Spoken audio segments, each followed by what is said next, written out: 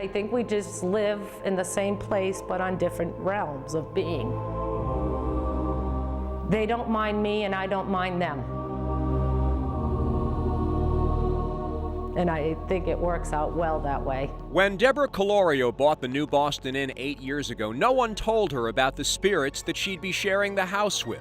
And as soon as we opened this door, this chair had moved across the floor. But she sure found them. Doors will lock and close behind me while I'm cleaning the inn. Built in the early 1700s, the inn was home to soldiers training for the American Revolution, but is most famous for a murder at a wedding in 1805.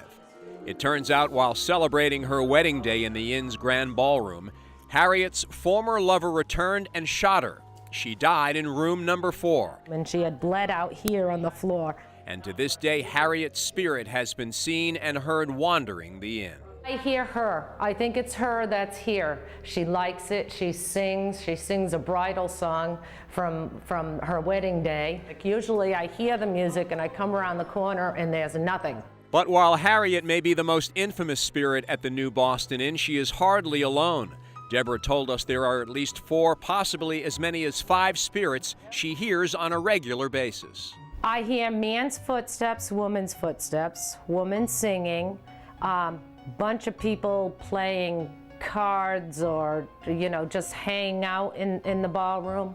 I'm going to say I recognize 3 or 4 on a regular basis. And then the other ones are, they just come and go.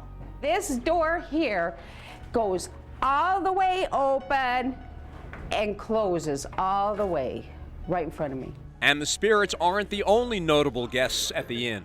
Elizabeth Taylor and Richard Burton once stayed and drank at the bar, and Bing Crosby played piano at the inn.